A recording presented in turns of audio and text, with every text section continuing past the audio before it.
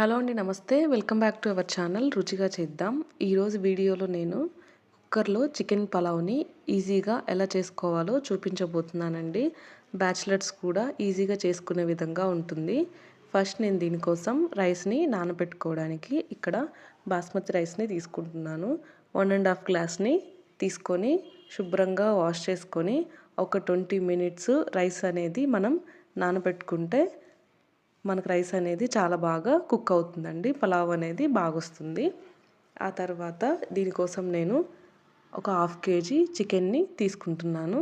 శుభ్రంగా వాష్ చేసేసుకున్న తర్వాత ఇందులో నేను 1 స్పూన్ సాల్ట్, చిటికెడు పసుపు, కొంచెం నిమ్మరసం పిండేసుకొని మొత్తాన్ని చికెన్ అంతటికి బాగా కలిసేలాగా ఒకసారి కలిపేసుకొని సేమ్ రైస్ మనం ఎంతసేపు అయితే నానబెట్టుకుంటామో చికెన్ కూడా అదే విధంగా మనం పక్కన పెట్టేసుకుంటే సరిపోతుంది. ఎక్కువ టైం లేదు అనిపించినప్పుడు ఫ్రిడ్జ్లో కాసేపు పెట్టుకుంటే ముక్కకు బాగా సాల్ట్ అనేది పడుతుందండి. సో ఇలా కాసేపు పక్కన పెట్టుకున్న తర్వాత మనం కుక్కర్లో ప్రాసెస్ అనేది చేసేసుకోవాలి.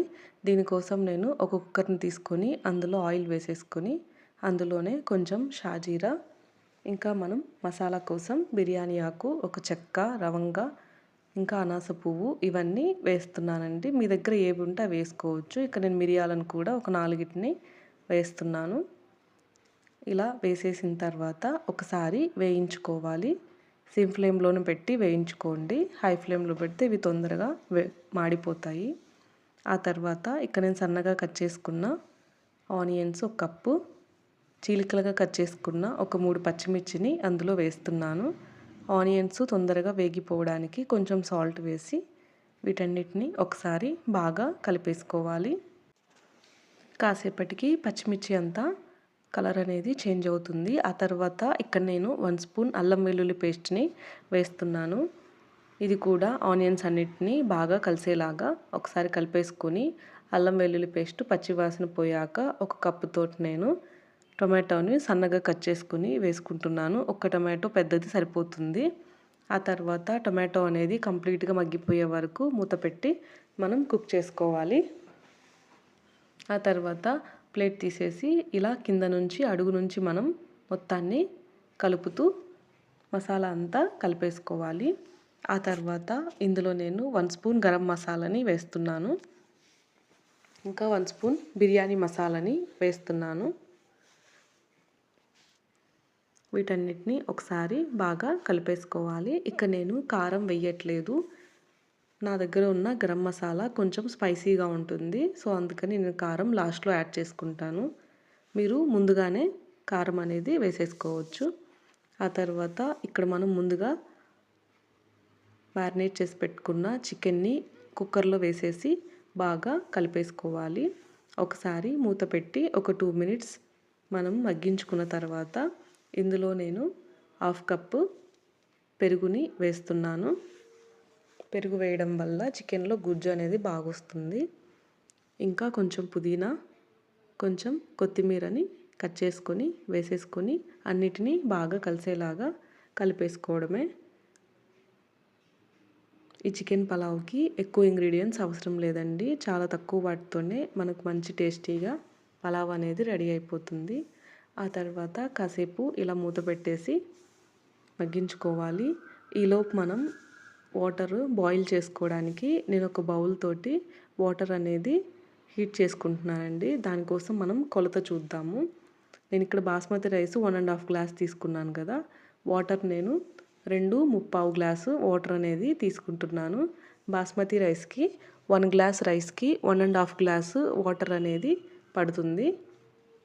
అదే నార్మల్ రైస్ అయితే 1 గ్లాస్ బియ్యానికి 2 గ్లాసుల వాటర్ అనేది పడుతుంది. సో ఇలా వాటర్ అన్నీ వేసుకున్న తర్వాత బాగా తెరలేలాగా మనం వాటర్ అనేది మరిగించుకోవాలి. అప్పుడు హాట్ వాటర్ వేయడం వల్ల మనకు రైస్ అనేది బాగా పొల్లుగా మెత్తగా పడిపోకుండా బాగా వస్తుంది. సో అందుకని ఇక్కడ నేను వాటర్ అనేది మరిగించుకుంటున్నాను. ఇలా కాసేపటికి మనకు హై ఫ్లేమ్లో పెట్టి చికెన్ అనేది మగ్గించుకుంటే ముక్క మరీ మెత్తబడిపోకుండా మంచిగా పీసెస్ లాగా కుక్ అవుతుంది. ఈ విధంగా మొత్తం ఒకసారి తిప్పేసుకుంటే సరిపోతుంది. చూసారు కదా, మనం పెరుగు వేయడం వల్ల ఇలా మనకు లైట్గా గుజ్జుగా వస్తుంది. దీనికి కాంబినేషన్ ఎట్లాంటి కర్రీ అవసరం లేదు. ఇక్కడ నేను ముందుగానే పెట్టుకున్న రైస్ని వాటర్ వంచేసి ఇలా రైస్ అంతా యాడ్ చేసేసుకొని ఒకసారి మొత్తాన్ని బాగా కలిపేసుకొని పెట్టేసుకోవాలి. ఒక 5 మినిట్స్ ఇలా హీట్ చేసుకున్న తర్వాత మనం ముందుగా బాయిల్ చేసి పెట్టుకున్న వాటర్ని అందులో వేసేసేయాలి. ఈ విధంగా చేయడం వల్ల మనకు రైస్ అనేది మంచి పొల్లు పొల్లుగా బాగా కుక్ అవుతుంది. ఇంకా చాలా త్వరగా క్విక్గా రెసిపీ అనేది రెడీ అయిపోతుంది. మనకు తక్కువ టైం ఉంది అన్నప్పుడు ఈ విధంగా చేసుకుంటే 20 మినిట్స్లో మనకు పలావ్ అనేది రెడీ అయిపోతుంది. ఆ తర్వాత ఒకసారి టేస్ట్ చూసుకొని ఇందులో సాల్ట్, ఇంకా నేను స్పైసీనెస్ కోసం కొంచెం కారం అనేది వేసుకుంటున్నాను. లాస్ట్లో కొంచెం నిమ్మరసం అనేది పిండేసుకుంటున్నాను. ఇలా మొత్తం అన్నీ వేసేసాక ఒకసారి బాగా కలిపేసుకోవాలి. ఇలా మొత్తం ప్రాసెస్ అంతా అయిపోయాక మనం అందులోంచి గరిటెను తీసేసి కుక్కర్ అనేది పెట్టేసుకోవాలి. ఇక్కడ నేను టైం ఎక్కువగా లేదు కాబట్టి హై ఫ్లేమ్లో పెట్టేసి 3 విజిల్స్ అనేది పెట్టేస్తున్నాను. మీకు ఒకవేళ టైం ఉంది కుక్ చేసుకోవడానికి అనుకుంటే సిమ్ ఫ్లేమ్లో పెట్టేసి ఒక 15 మినిట్స్ వదిలేస్తే మనకి విజిల్స్ రాకపోయినా సరే రైస్ అనేది చాలా బాగా కుక్ అవుతుంది. లేదు అంటే హై ఫ్లేమ్లో పెట్టేసుకొని 3 విజిల్స్ వస్తే సరిపోతుందండి. మనకి 20 మినిట్స్లోనే ఇలా పలావ్ అనేది రెడీ అయిపోతుంది. చూసారు కదా, చాలా బాగా కుక్ అయిపోయింది. ఎక్కడ అనేది రైస్ అంటుకోకుండా చాలా నీట్గా వచ్చింది.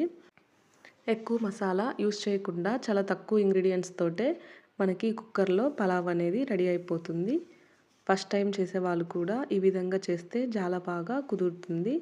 బ్యాచిలర్స్కి ఎంతో ఈజీగా చేసుకునే రెసిపీ అండి ఇది.